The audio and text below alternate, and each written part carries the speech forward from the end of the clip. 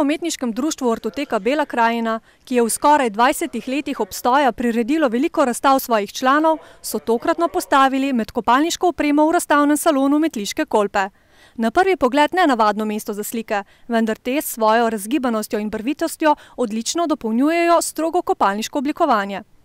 Uvidel sem, da je umetnost lahko prisotna v bistvu tudi v takih strogih centrih, kot so kopalniški saloni. Na vse zadnje te slike, ta ena intuicija avtorja se nekje uskladi z to strogostjo linij v kopalnicah, torej tudi v strogih hišah, gledamo danes v moderni arhitekturi, vedno paše slika.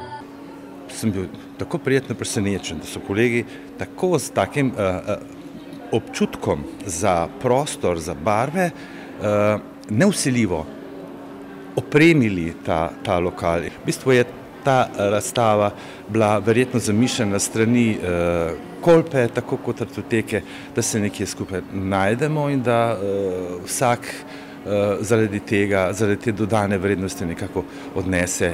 V Kolpi smatramo, da tudi v teh kriznih časih, da je več kot potrebno sodelovanje gospodarstva in kulture.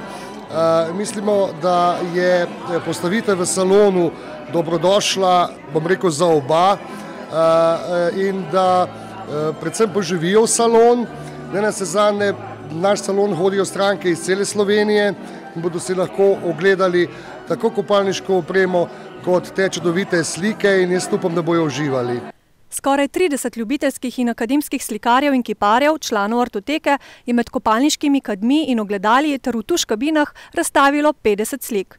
Njihova tematika je raznolika, od pokrajin tihožitij do portretov in abstrakcij, mnoge pa so, tako ali drugače, povezane z vodo. Dejansko je to ena večjih naših razstav, mogoče največja, vsekakor največja to leto, ampak verjetno ena večjih razstav v zadnjim desetletju mogoče.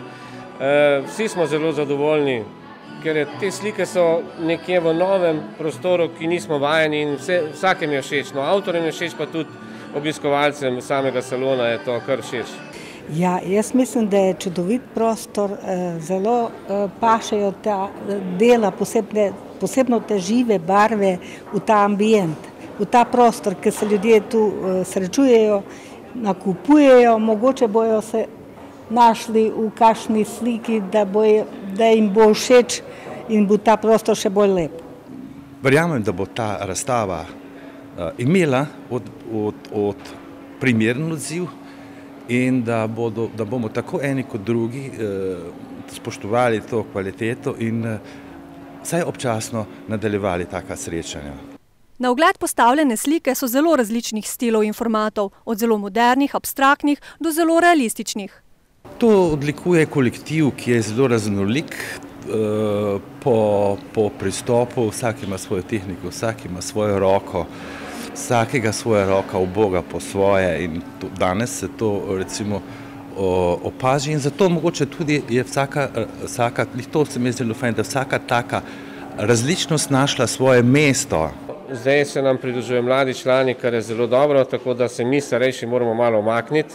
In mislim, da za mlade člane pa sploh ta prostor v tem Kolpinem salonu idealno, mislim, da se oni to prav za modernim, abstraktnim slikarstvom zelo ujemajo v ta novi ambient. Tako mlajšim kot starejšim likovnikom, akademskim in ljubiteljskim, klub Artoteka veliko pomeni. Mi slikamo z veseljem iz duše, iz srca in moramo, ko razmišljamo o vsej tej lepoti, posebno še belokranjski, da moramo to spraviti na platno, da ostane za namcem ta narava, ki je tako neoskrunjena, da bojo videli naši rodovi, kako so včasih ljudje živeli v tako čistem zraku in okolju. Je torej Kut Artoteka izpolnil svoje poslanstvo in dosegel svoj cilj? Kut Artoteka ne bo nikoli dosegla svojega cilja. Moče je to tako dobro, ker bo vedno stremela k novemu, boljšemu in mislim, da tudi v teh 20 letih, slabih 20 letih, je šla skozi križe in težave, vendar vedno je spoštovanja vredno to, da je kolektiv zmogel voljo in energijo, da je ostal skupaj in nadaljeval.